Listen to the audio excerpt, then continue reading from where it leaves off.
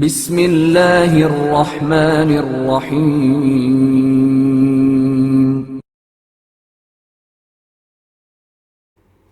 ہم شکل مصطفیٰ کی شہادت۔ عزادار و محرم کا چاند تیزی سے منزلیں طے کرتا ہوا 10ویں کی طرف بڑھتا چلا جا رہا ہے۔ آج حسین کے اس 18 برس کے جوان شبیہ پیمبر علی اکبر کا ذکر مقصود ہے، جس کو حسین سامنے بٹھا کر گھنٹوں نانا کی یاد تازہ کیا کرتے تھے۔ عاشور کی رات تھی۔ علی اکبر تسبیح و تمجید الہی سے فرصت پا کر ماں لیلا کے خیمے میں پہنچے۔ ماں نے بیٹے کا سر آغوش میں لیا، اپنے چاند کو حسرت بھری نگاہ سے دیکھ رہی ہے۔ اتنے میں لیلا کے کانوں سے اپنے والی و آقا کی صدا ٹکرائی کہ لیلا، اکبر کو ہمارے پاس بھیج دو۔ ماں نے پیار سے بلائیں لیں اور اکبر بابا کی خدمت میں حاضر ہوئے تو فرمایا کہ بیٹا جی چاہتا ہے کہ آخری صبح کی اذان تم سے سنیں۔ صبح صادق کا وقت ہوا، علی اکبر گلدستہ اذان پر تشریف لائے۔ اللہ اکبر کی آواز بلند ہوئی۔ زینب کبریٰ نے آواز سنی تو فضہ سے پوچھا، فضہ یہ کیسی آواز ہے؟ یہ آواز تو میرے علی اکبر کی ہے۔ فضہ دست بستہ عرض کرتی ہیں کہ آقا زادی، آج علی اکبر اذان دے رہے ہیں۔ علی اکبر نے اللہ اکبر کے ساتھ توحید کی شہادت دے کر نبی و وصی کی گواہی دی۔ حیا علی خیر العمل کی آواز فضا میں گونجی۔ انصار حسین نے وضو کے بدلے کربلا کی خاک پر تیمم کیا۔ حسین نے اپنے مختصر اصحاب کے ساتھ نماز فجر ادا کی۔ نماز ادا کرنے کے بعد حسین نے ہر شخص کو جنت میں اس کا مقام دکھایا تو تکبیر کی صدائیں بلند ہوئیں۔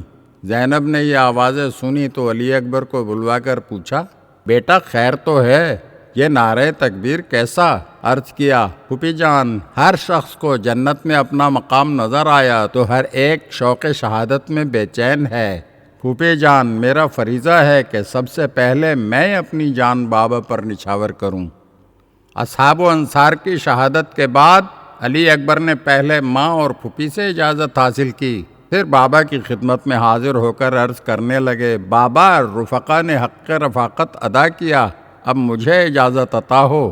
حسین نے ایک حسرت بھری نگاہ 18 برس کے جوان بیٹے پر ڈالی، ساتھ لیے ہوئے بہن زینب کے خیمے میں آئے اور فرمایا، زینب، تمہارے اکبر جا رہے ہیں، کہتے ہیں کہ پھوپھی اور ماں نے اجازت دے دی۔ کیا واقعی بہن اجازت دے دی؟ زینب نے اس بات میں جواب دیا۔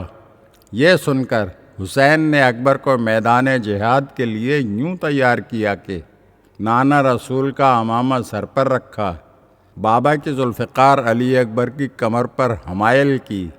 علی اکبر جب میدان کی طرف روانہ ہوئے تو حسین بیٹے کے ساتھ ساتھ چند قدم چلے، دونوں ہاتھوں کو آسمان کی طرف بلند کر کے فرمایا، میرے معبود، تو گواہ رہنا، اب اس قوم جفاکار کی طرف مرنے کے لیے میرا وہ فرزند جاتا ہے جو صورت و سیرت، کلام و گفتار میں تیرے نبی کے مشابہ ہے۔ اے میرے معبود، جب میں تیرے نبی کے دیدار کا مشتاق ہوتا تھا تو اس کے چہرے کو دیکھ لیا کرتا تھا۔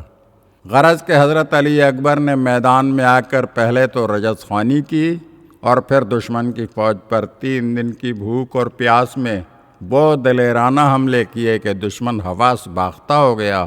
جس غول پر جا پڑتے پرے کے پرے صاف کر دیتے۔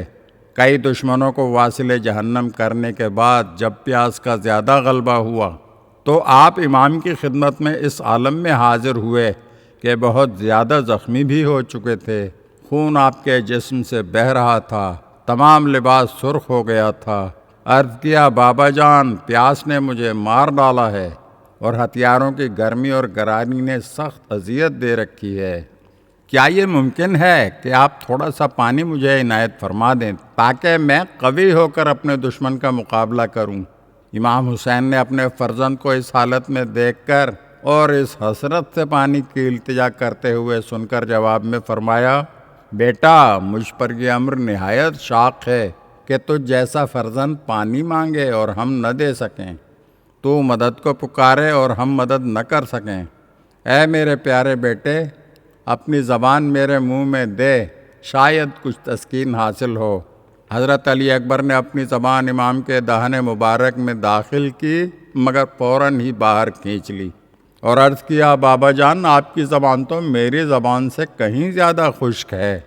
امام مظلوم نے پھر ایک انگوٹھی دے کر فرمایا، اسے اپنے منہ میں رکھے رہو، شاید تشنگی میں کچھ سکون ہو، اور یقین رکھو کہ تمہارے دادا بہت جلد تم کو ایک ایسا جام پلائیں گے کہ تم پھر کبھی پانی کی خواہش نہ کرو گے۔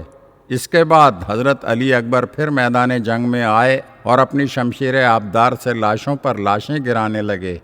اس حملے میں 81 یزیدیوں کو قتل کیا۔ یہ دیکھ کر کوفہ و شام کی فوجیں چاروں طرف سے حسین کے نور نظر پر آ پڑیں اور اس مظلوم کو اپنی تلواروں کی زد پر رکھ لیا اور ٹکڑے ٹکڑے کر ڈالا۔ جب زخموں سے بالکل چور چور ہو گئے اور گھوڑے سے گرنے لگے تو بآواز بلند فرمایا، اے پدر بزرگوار، میرے جد حضرت محمد مصطفیٰ نے تشریف لا کر مجھے ایک ایسے ساغر سے سیراب فرمایا ہے کہ جس کے بعد اب مجھے پانی کی خواہش نہیں رہی۔ بابا جلدی آئیے، اب یہ غلام گھوڑے سے گرا چاہتا ہے۔ علی اکبر کی آواز سنتے ہی آقائے مظلوم نے بے اختیار ہو کر فرمایا، اے فرزند، اے میرے پارے جگر، اے میری آنکھوں کی ٹھنڈک، تیرے بعد زندگانی دنیا پر خاک ہے۔ خدا اس قوم جفاکار کو قتل کرے جس نے تجھے قتل کیا۔ یہ فرماتے ہوئے نہایت اضطراب کی حالت میں مقتل کی جانب روانہ ہوئے اور ان بے دینوں کو اپنے زخمی فرزند کے پاس سے ہٹایا جو سر مبارک کاٹ کر تن سے جدا کرنے کی غرض سے چاروں طرف سے جمع تھے۔ حسین نے جوان فرزند کو خاک و خون میں غلطاں دیکھا۔ بیٹے نے باپ کو سلام کیا، اکبر کا سر اپنی گود میں لیا اور اپنے رخسار اکبر کے رخسار پر رکھ دیے۔ حسین نے دیکھا کہ اکبر نے ایک ہاتھ سینے پر رکھا ہوا ہے۔ پوچھا، کیوں بیٹا علی اکبر، یہ سینے پر ہاتھ کیوں رکھے ہوئے ہو؟ عرض کیا، کچھ نہیں بابا، کوئی چیز چبھتی ہے۔ حسین نے اکبر کا ہاتھ ہٹایا تو اکبر کے سینے میں برچی کا پھل نظر آیا۔ بیٹے کی تکلیف دیکھی نہ گئی۔ ضعیف باپ نے گھٹنوں کو زمین پر جمایا، ایک ہاتھ سینہ اکبر پر رکھا، دوسرے ہاتھ سے یا علی کہہ کر برچی کا پھل کھینچا۔ جوان کا کلیجہ باہر نکل آیا۔ جوان بیٹے نے بوڑھے باپ کے آغوش میں جان دے دی۔ انا للہ و انا الیہ راجعون۔ اگر آپ ہمارے چینل کی نئی ویڈیوز دیکھنا چاہتے ہیں تو ہمارے چینل کو سبسکرائب کریں اور گھنٹی کے بٹن کو دبائیے تاکہ ہر آنے والی ویڈیو آپ کو جلد موصول ہو سکے۔ اور ہاں، لائک اور شیئر ضرور کیجیے اور اپنے قیمتی کمنٹ سے ہمیں آگاہ کیجیے۔ شکریہ۔